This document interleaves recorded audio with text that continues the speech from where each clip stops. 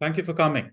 Do you know 74% of the company who got breached had some shape and form of cyber threat intelligence solutions? Is it not CTI solutions are supposed to be silver bullet to defend us against cybercrime? Well, the simple reason why CTI solutions are not working is because they are not looking at a complete view of external threats.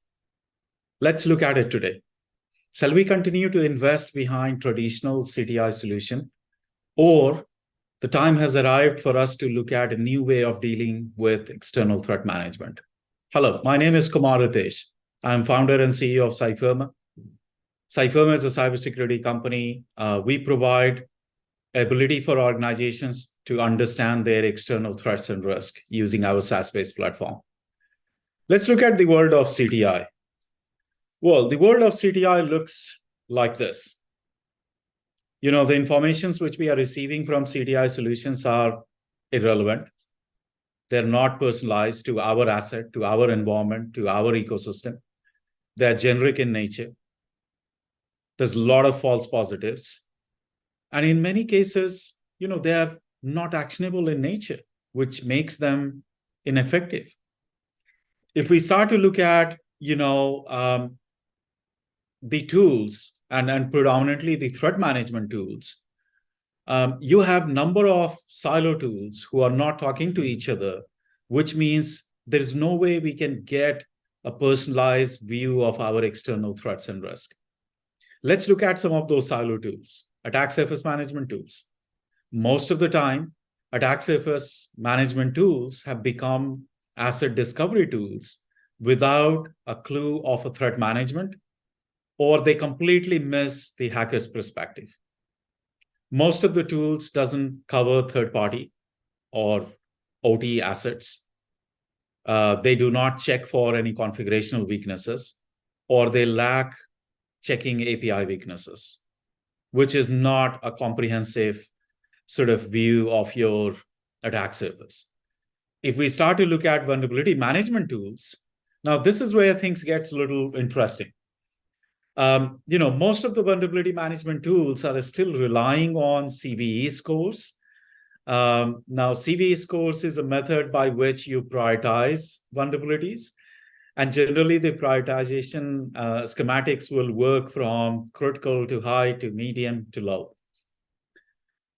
Now, the reality is, as soon as we have high and critical vulnerability, all of us gets involved and we go fixing those vulnerabilities. We generally leave the low and medium, priority vulnerability for fixing at a later stage. The reality is, hackers are exploiting low and medium priority vulnerabilities. They know for a fact that you're going to respond back to critical and high vulnerabilities. Let me give you some statistics. 68% of cybercrime, which was successful in the last 3 years, were using low and medium priority vulnerabilities. Let's look at brand monitoring tools, right? Most of the brand monitoring tools today doesn't have a complete coverage again. Most of those tools are very reactive in nature. It goes about identifying cases of impersonation, infringement, data leaks, or anything of that sort. But no proactive elements is being applied on these brand intelligence tools to give you a proactive view of what you should be prepared for, right? Or adversary point of view. Look at digital risk management tools, right? Most of the tools lack dark web visibility. They lack cybercrime community visibility, which is quite important because that's where cyber criminals are breeding. You have situational awareness tools, which are not giving you a clear view of what is trending in your industry or the technological stack which you're using or geolocation where you're operating from. And finally, you have threat intelligence tools, which are missing complete personalization piece to your asset, to your attack surface, to your environment, to your ecosystem. They misses contextual detail because there is no element for them to actually, quite frankly, provide you that complete comprehensive view of of what is happening on this particular threat. Most of the time, threat intelligence tools are missing a strategic view, because most of the cases, threat intelligence tools have become operational tools, which are generating a lot of indicator of compromises, which you are applying on your cybersecurity tools and process and sort of policies, without even if realizing if those indicators are really defending you against any type of threats. And our problem doesn't stop here, right? As we start to sort of look at the external threat landscape, we are seeing a massive shift in the way cybercrime community is evolving. You have new players who are coming in to cybercrime community. You have new tools which is being used, new techniques to infrastructure to targets, which are being sort of created by cybercrime community. Cybercriminals are now sort of shifting their focus from digital infrastructure towards causing a kinetic cyber attack. And let me explain to you what I mean by kinetic cyber attack. It is a cybercrime which will cause human life loss. And it is appalling to see, just in last 80 days, we have seen 78,000 unique references of kinetic attacks being planned by cybercriminals in cybercrime community. Data exfiltration from IT systems is an old story. Cybercriminals are now looking at exfiltrating information from IoT devices, because they know for a fact your behavior information is into those IoT, double IoT devices. We are witnessing almost 89% increase in attempts in last 90 days to exfiltrate data from IoT devices. Use of bots or deepfakes are really flourishing in cybercrime community. We are seeing almost 230% increase in cybercrime communities, or at least in hackers conversation, where deepfakes and bots are becoming a very, very important trade craft for them. In fact, I won't be surprised to see phishing being completely replaced by deepfakes in next 2 years, given deepfakes are more invasive social engineering techniques. You have emerging technologies which are way better being used by cybercriminals in some cases than cyber defenders. Let's look at AI, ChatGPT, machine learnings. I think these techniques are being used in cybercrime orchestration. We are almost seeing an increase of 400% chatter on dark web pertaining to that. If you start to look at, state-sponsored groups, again, in last 5 years, 72% of cybercrime, which was successful, had some involvement of states or infrastructure by state-sponsored groups, or tools and techniques delivered by them, which is extraordinary, right? If you as an organization is fighting against a state, your chances of winning this warfare is going to be of that size, quite frankly.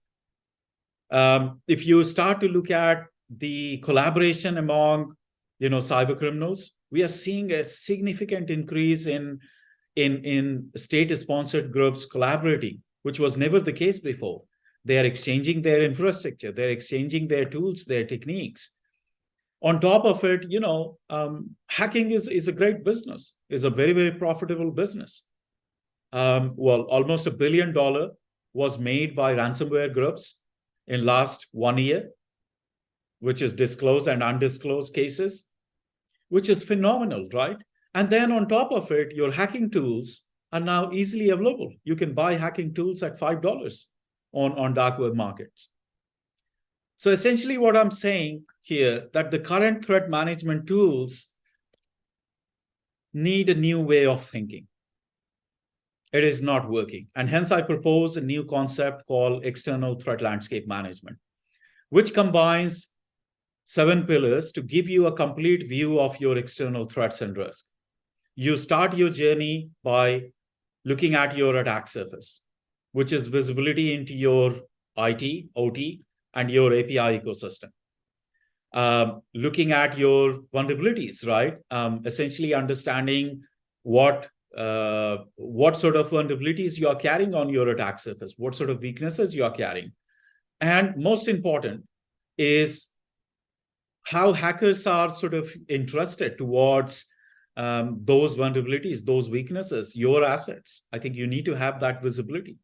You need to understand your third-party ecosystem and threats which your third parties are carrying. You need to have a clear view of how lucrative your brand looks like in front of adversaries. You need to understand how porous your digital footprint looks like, right? For you to go back and manage your digital footprint appropriately. Your situational awareness should be giving you ability to understand what is going on from cybercrime perspective in your industry, to your technological stack, to your geolocation where you are operating from. Because as you change your location, cybercrime trends also changes. And finally, the threat intelligence capability, which should be giving you answer to who is looking at attacking you, why they are looking at attacking you, which is their motivation. What are they after? Are they behind your intellectual property, PII, CII? And the operational view, which is more towards what sort of tools, arms, and emulation they can possibly use to come and attack you. Let's look at how a traditional CTI stands against external threat landscape management, sort of capability. In case of traditional CTI, you're going to get a generic threat view. You're not going to see any personalization to your asset, to your digital footprint. And in most of the cases, your digital and brand risk will lack any attribution to hacker interest or their intent. Whereas in case of external threat landscape management capability, you would very clearly see a complete comprehensive view of your external threats and risk, personalized to your asset, correlated to your digital footprint, and clear attribution to hackers' interest, their intent, and their motivation. Let's deep dive a little bit, right? If you're using a silo cyber threat intelligence tool, and how that actually maps against external threat landscape management capability, let's take an example here. Let's take a traditional CTI tool will generally identify a new family of malware involved. It will give you ability to understand, which vulnerability this particular malware is exploiting. And in quite a few cases, you're going to see indicator of compromises, which you need to apply on your security tools to defend yourself against this malware. If you just take this and apply this to ETLM, which is external threat landscape management capability, you would also know that this vulnerability is available on your attack surface, which is the personalization piece. Are there any exploits available for this vulnerability? Are there any threat actors who are looking at exploiting this? Are there any active hacking campaigns? This really helps you to prioritize your threats a little bit better. If you look at, again, your traditional CTI tools, and if we take example of a case of impersonation, generally CTI tools will identify a case of impersonation, but it stops there. Whereas in case of external threat landscape management capability, you would not only identify the impersonated domains, but you would also identify additional indicators based on which you can take some proactive actions. You would also identify affiliated hacking groups who could have actually created this impersonation case against you, or hacking campaigns, which again helps you to prioritize your threats, as well as apply that proactive piece for you to better prepare for next cases of impersonation, infringement, or data leaks of anything of that sort. Let's look at vulnerabilities. In case of traditional CTI, your prioritization will be based on CVE severity, whereas in case of external threat landscape management capability, your prioritization will be based on hackers' interest and their intent, which is more relevant than just relying on hypothesis on CVE severity, which doesn't work anymore. If we start to look at, how do you apply ETLM into your cyber posture management? In fact, you can take ETLM insights, intelligence, and analytics, and it can be applied to your strategic imperatives, which could be your risk management, your cybersecurity strategy definition. It can be applied to your, policies or procedure, as well as to your operational, sort of capability, which is your incident response, to your patch management, vulnerability management program, to your, threat-led risk management or cloud management capability. I would actually draw your attention towards, the maturity model which we have put together around ETLM. There are generally 4 maturity models. So you start your journey always at level 1, where you have a complete visibility of your external threats and risk. At level 2, you would be able to actually apply your external threat management and integrate that into your business unit from people, process, technology perspective, as well as influencing your operational security posture. At level 3, there are very clear set of workflows which are identified, and they are tightly integrated into your organizational risk management frameworks to really sort of, enhance your operational and your strategic posture management. Whereas at level 4, ETLM becomes part of your decision making.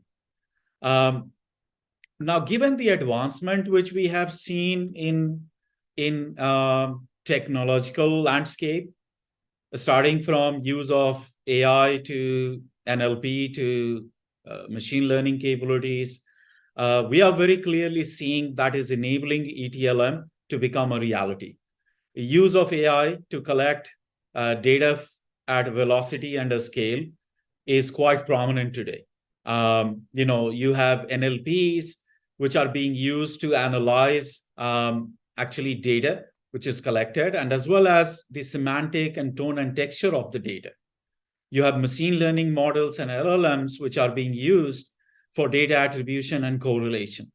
You have AI models which are now being used by a lot of researchers and organizations like us to really generate very precise reporting, as well as building an AI-driven recommendation engine, which is quite effective in nature. Instead of we investing our time in figuring out what sort of corrective actions we are supposed to take, now AI is immensely able to help us to drive some of those recommendations.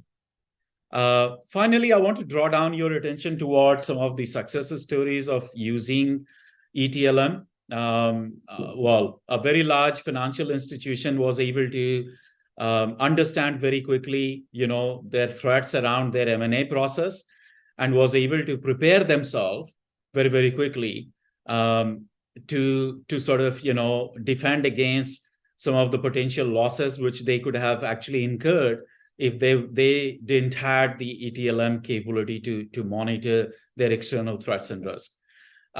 Similarly, a manufacturing company was not only able to understand their supply chain risk, but it was also able to understand the impact of it and possible attack path which cyber criminals could have used to come and attack us. Essentially, I want to leave you with just one statement.